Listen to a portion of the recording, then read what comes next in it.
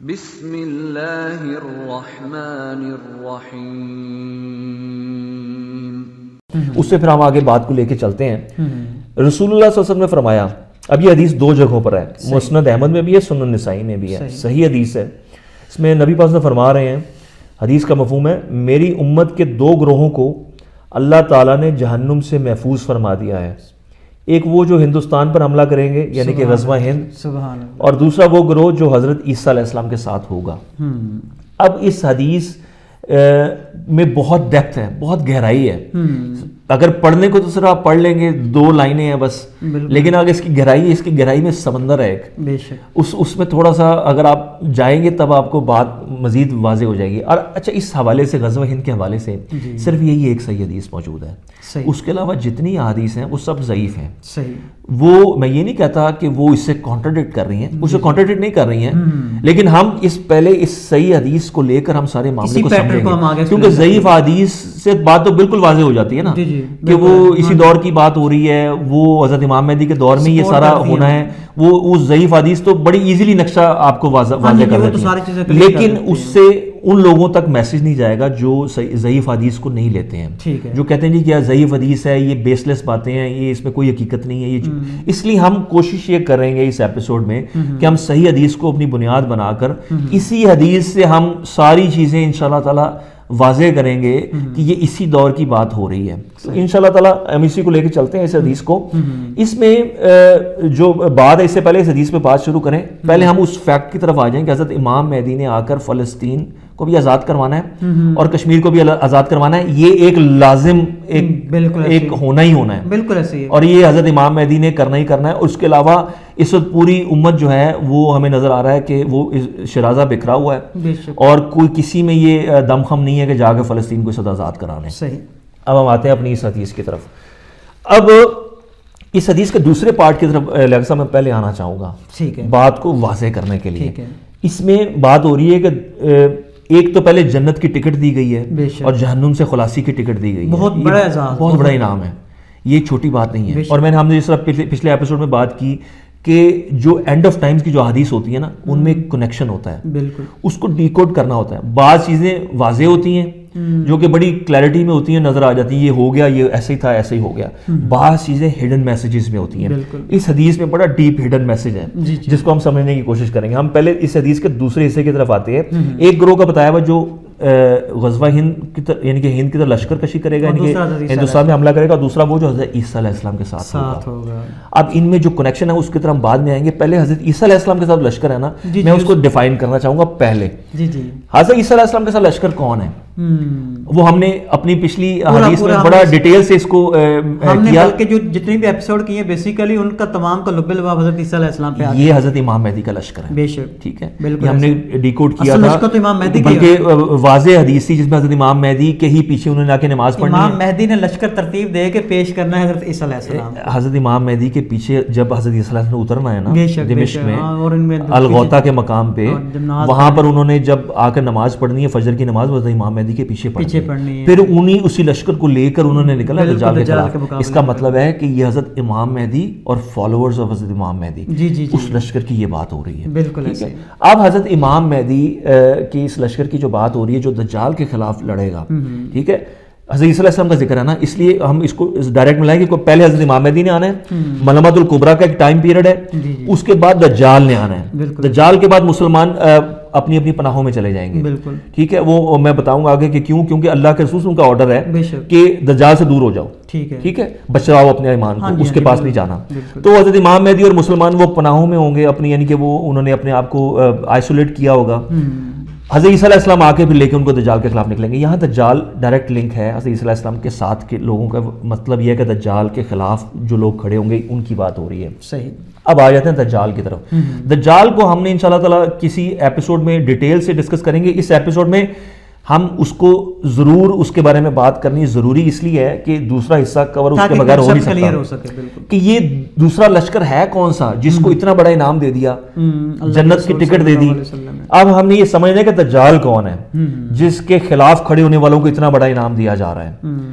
اب حدیث کا مفہوم ہے، یہ حدیث بے تحاشا کتب حدیث میں موجود ہے، صحیح مسلم میں بھی کئی جگہوں پہ موجود ہے، مسند احمد میں کئی جگہ موجود ہے۔ اس حدیث کا مفہوم ہے جس میں نبی پاک نے فرمایا حضرت آدم علیہ السلام سے لے کر قیامت تک مخلوق میں دجال سے بڑا کوئی فتنہ نہیں آئے گا۔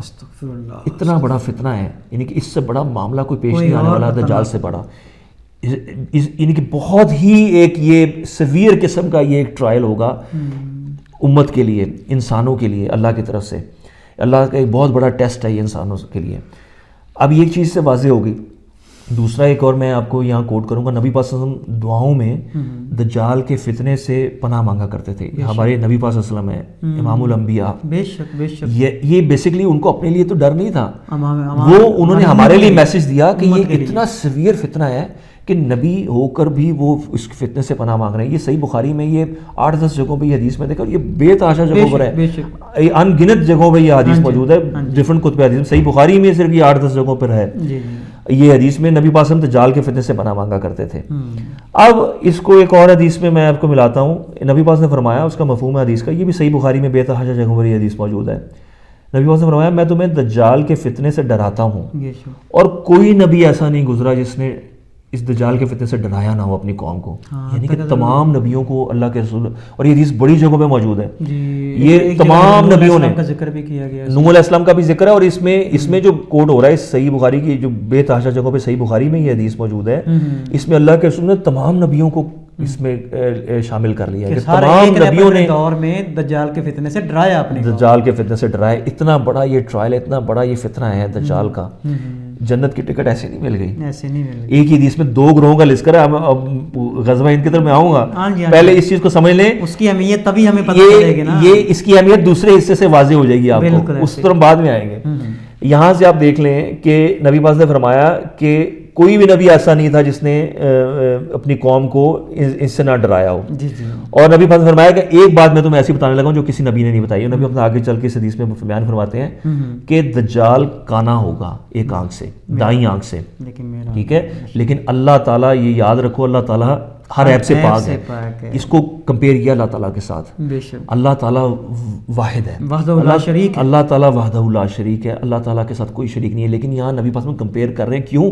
اتنا بڑا فتنہ ہے، وہ رب ہونے کا دعویٰ کرے گا، اور اللہ تعالیٰ کے رسول صلی اللہ علیہ وسلم ہمیں یہ آگاہ کر رہے ہیں کہ بھائی بی اویئر، اللہ تعالیٰ میں تو کوئی عیب ہی نہیں ہے۔ اس کی حدیث کے ساتھ میں ایک حدیث جوڑتا ہوں، اس حدیث کا مفہوم ہے، نبی پاک نے فرمایا جو کوئی دجال کی آمد کے بارے میں سنے تو وہ اس سے دور رہے، ٹھیک ہے، کیونکہ وہ اپنے آپ کو مومن سمجھنے والا بھی جب اس کے پاس جائے گا تو اس کے شبہات کی وجہ سے اس کی پیروی کرنے لگے گا، لیکن اس کے دل میں اس کی کوئی نہ کوئی بات آ جائے گی، اتنا خطرناک ہوگا کہ اس کو رب ماننے کا کہیں نہ کہیں دل کے کسی نہ کسی کونے میں ایمان والا بھی اپنا ایمان کھو دے گا۔ یہ مسند احمد کی صحیح حدیث ہے۔ اس کا مطلب ہے کہ اللہ کے رسول صلی اللہ علیہ وسلم وارن کر رہے ہیں کہ وہ کانا ہے، اللہ تعالیٰ تو ہر عیب سے پاک ہے، تو یعنی کہ ہمیں وہ اس طرح سمجھا رہے ہیں، یعنی کہ لٹرلی ایک اس اینگل سے اللہ تعالیٰ کے ساتھ ہم کسی کو شریک نہیں کر سکتے، پھر بھی اللہ کے رسول ہمیں کمپیئر کر کے بتا رہے ہیں کہ وہ کانا ہے اور اللہ تعالیٰ ہر عیب سے پاک ہے۔ اتنا سیویئر فتنہ ہے یہ۔ اب اس کو آگے چل کے ہم ایک چیز میں یہاں پہ واضح کر دوں کہ دجال جو ہے نا، اکثر لوگوں کے اندر یہ گمان ہے کہ دجال کوئی ٹیکنالوجی ہے، دجال کوئی ایسی چیز ہے جو کہ ہیومن نہیں ہے۔ اس کو میں تھوڑا سا ایکسپلین کروں گا کہ 5-6 ڈیفرنٹ احادیث کے حوالے یہاں پہ دوں گا، فزیکلی باقاعدہ آپ نے ذکر کر دیا نا اس کا۔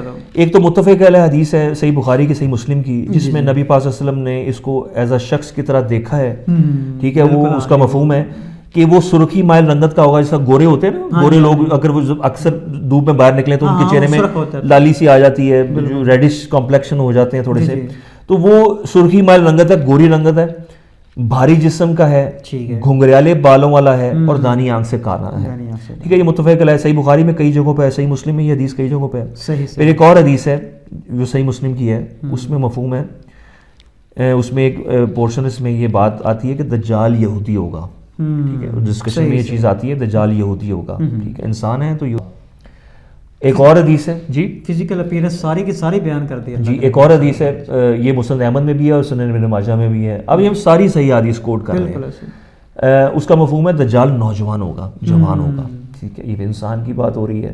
ایک اور حدیث ہے جو کہ سلسلۃ الصحیحہ میں بھی ہے اور مسند احمد میں بھی ہے، یہ بتا رہی کہ دجال 4 جگہوں پر نہیں جا سکے گا. ایک خانہ کعبہ، مسجد حرام، اور ایک مسجد نبوی، ایک مسجد اقصیٰ، اور ایک مسجد طور. ٹھیک ہے، یہ مسجد طور یہ وہ ہے جہاں پر عیسیٰ علیہ السلام نے پناہ لینی ہے مسلمانوں کے ساتھ جب یاجوج ماجوج آ جائیں گے. یہ انشاءاللہ تعالیٰ کسی اور ایپیسوڈ میں انشاءاللہ اس کو کوٹ کریں گے. اچھا، یہ 4 جگہ ہوں گی جب دجال کی ایکسیس نہیں ہوگی، اس کو اجازت نہیں ملے گی، یہاں فرشتے پہرا دے رہے ہوں گے. اب ایک اور حدیث ہے، مسند احمد کی صحیح حدیث ہے، جس میں بات ہو رہی ہے 2 مزید چیزیں مل گئیں دجال کے بارے میں. اس کی گردن موٹی ہے، ٹھیک ہے، اور ایک وہ کبڑے پن کی وجہ سے جھک کے ذرا چلنے والا ہوگا. ابھی کتنی چیزیں وضاحت سے مل گئی. انسان ہے، لوگ ابھی بھی گمراہی کا شکار ہیں، اس کو ٹیکنالوجی کہتے ہیں. یہ حدیث سے دوری ہے نا جی. بالکل ایسے ہم نے اپنے پہلے ایپیسوڈ کے سب سے پہلے پارٹ میں ہم نے حدیث کی ویلیو یہ بیان کی تھی کہ حدیث ایسے ہی ہے جیسے اللہ کا فرمان ہے، حدیث ایسے ہی ہے جیسے قرآن ہے. یہ ہم نے فیکٹ اسٹیبلش کیا تھا قرآن کی روشنی سے، اور صحابہ کا بھی یہی عقیدہ تھا. ہم آج حدیث سے دور ہو گئے، اسی وجہ سے یہ گمراہ کن عقائد جو ہمارے اندر آ چکے ہیں، جو ہم حضرت امام مہدی کو بھی مت سمجھتے ہیں، دجال کو بھی مت سمجھتے ہیں. حالانکہ یہ سب چیزیں بڑی وضاحت سے ڈیٹیل مینشن ہے حدیث کے اندر ان کے بارے میں کہ یہ انسان ہے. اور یہ جب ایک فزیکل اپیرنس اللہ کے نبی نے بیان کر دی، لیکن جو شعبے بازیاں ہیں بیسیکلی آج کی ٹیکنالوجی کو اللہ کے نبی نے بیان کیا کہ وہ اپنی ٹیکنالوجی کے ذریعے سے، یعنی کہ شعبے بازیوں کے ذریعے سے، چاہے ٹیکنالوجی ہو، چاہے وہ جادوگر ہو، چاہے وہ اللہ تعالیٰ نے اس کو اسپیشل طاقتیں دی ہوں. اب شیطان جو ابلیس ہے، اس کے پاس بھی تو ساری وہ کتنی چیزیں نہیں ہیں اس کے پاس، کیا کچھ نہیں کر سکتا وہ شیطان جو ہے. اب میں آپ کو یہ چیز بتاؤں کہ جو دجال ہے وہ اتنا بڑا فتنہ ہے کہ شیطان کا تو ہمارا دشمن ہے ہی ہے. اس فتنے سے اسپیشلی ڈرایا ہے تمام نبیوں نے. چھپا ہوا دشمن ہے، اس نے تو قیامت تک چھپ کے ہی وار کرنے ہیں. اس نے رب بن کے آنا ہے اور اس کے پاس وہ طاقتیں ہونی ہیں. اس نے مرے ہوئے بندوں کو زندہ کر دینا ہے. یہ شعبدہ بازی نہیں ہے، دس از ناٹ جسٹ شعبدہ بازی. یہ ایک اسپیشل ایک قسم کی اس کی طاقتیں ہوں گی جو اللہ کی طرف سے دی ہوئی ہیں انسانیت کو ٹیسٹ کرنے کے لیے. وہ مرے بندے کو مارے گا پھر زندہ کرے گا. صحیح مسلم کی حدیث ہے، بڑی وضاحت میں ہے یہ. اس کو قتل کرے گا. اس میں تو مفسرین یہ کہتے ہیں نا کہ بیسیکلی چونکہ اس کے ساتھ جنات بھی ہوں گے اور وہ کوئی جن جنا اس کے شکل میں آ جائے گا، اور وہ علیحدہ سے ہے. وہ انسانوں کے ماں باپ کو زندہ کر کے لائے گا. وہ جنات وہ رول پلے کریں گے. جو اس شخص کا ذکر ہے، جو ایلیجنز ہی ہوں گے نا اس کے سارے، جو عام انسان. یہ ایلیوژن نہیں ہے یہ جو میں آپ کو حدیث بتا رہا ہوں نا، یہ دس از ناٹ این ایلیوژن. یہ بندہ اس کے دربار میں آئے گا اور اس کو چیلنج کرے گا. اس کو اللہ کے رسول نے بڑے کلیئرٹی میں ڈیفائن کیا ہے. یہ صحیح مسلم کی بڑی اسٹرانگ حدیث ہے. یہ اللہ کے رسول نے بتایا کہ وہ بڑا اور شہداء میں سب سے افضل درجے کا وہ شہید ہوگا. ٹھیک ہے، اس کو بھی اللہ کے رسول نے اللہ تعالیٰ سے ڈیفائن کیا. میں آپ کو بتاتا ہوں کہ وہ چیلنج کرے گا دجال کے دربار میں جا کے اس کو. پھر دجال سب کے سامنے اس کو چیر دے گا درمیان میں سے. صحیح، اس کے درمیان واک بھی کرے گا اس کے 2 ٹکڑوں کے درمیان. پھر لوگوں کو کہے گا اگر میں اس کو زندہ کر دوں تو پھر تم کیا لوگ کہیں ہم تو اور آپ کے گرویدہ ہو جائیں گے جی، آپ کو اور رب مان لیں گے نعوذ باللہ.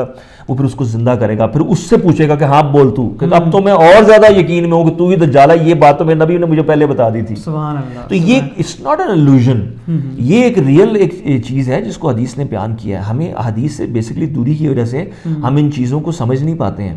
یہ اس کے پاس نو ڈاؤٹ کہ شعبدہ بازیاں بھی ہوں گی، نو ڈاؤٹ جنات کے لشکر اس کے ساتھ ہوں گے، نو ڈاؤٹ وہ ایلیوژن بھی کریٹ کرے گا، لیکن اس کے ساتھ ساتھ اس کے پاس ایسی خصوصی پاورز بھی ہیں جو کہ انتہائی حد تک، تبھی تو نبی پاک نے فرمایا کہ اس سے دور رہو. جادوگر تو عام انسان کو دھوکہ نہیں دے سکتا کہ میں رب ہوں. اس کے پاس خصوصی چیزیں پاورز ہیں جو کہ انسان کو ڈاؤٹ میں ڈال دیں گی. وہ اسی لیے ہم نے اس سے دور رہنا ہے. تو بہرحال یہ مین لمبا ہو جائے گا ورنہ میرے ذہن میں سوالات تو بہت سارے آ رہے ہیں اس میں. تو پھر ظاہر ہے کہ وہ چیزیں وہ انشاءاللہ جب دجال پہ جب ڈیٹیل میں کبھی اللہ نے موقع دیا تو انشاءاللہ تعالیٰ ہم اس پہ بات کریں گے. بہت ساری چیزیں. اچھا، دجال کے ایک سیویئر اس کے ہونے کی، اس کی جو ٹرائل کی نا، وہ ایک میں حدیث اور بھی آپ کے آگے رکھتا ہوں. حدیث کا مفہوم ہے دجال کے وقت دنیا فاقہ کشی کی حالت میں ہوگی، اور جہاں دجال کی بات مانی جائے گی یعنی کہ اس کو رب تسلیم کر لیا جائے گا، وہاں کی زمین اناج بھی اگائے گی. بالکل ٹھیک ہے. اور جہاں دجال کو رب ماننے سے انکار کر دیا جائے گا، اس کی بات ماننے سے انکار کر دیا جائے گا، وہاں زمین بنجر رہے گی. اور دجال جہاں کہے گا بارش وہاں پر ہوگی. اب یہ سمجھنا ہے، اس کو ایک اور حدیث کے ساتھ ملانا ہے. وہ مشکات کی حدیث ہے جس میں اللہ کے رسول نے فرمایا کہ دجال کے آنے سے پہلے قحط سالی ہوگی.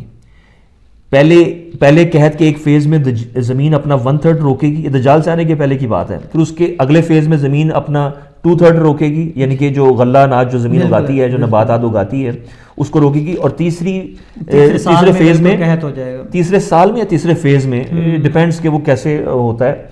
اب وہ تیسرے فیز میں وہ زمین پوری اپنا اناج روک دے گی، یعنی کہ انتہائی سیویئر ڈراؤٹ کی وہ سچویشن ہو جائے گی دنیا میں۔ اب یہ اس کے ساتھ اسی حدیث کو ملائیں گے دجال کے، وہ دنیا فاقہ کشی کی حالت میں ہوگی۔ اب دجال کی جہاں بات مانی جائے گی وہاں زمین غلے اناج اگانے شروع کر دے گی۔ اب یہ اس کا مطلب ہے کتنا سیویئر ایک ٹیسٹ ہوگا انسانیت کے لیے اللہ کی طرف سے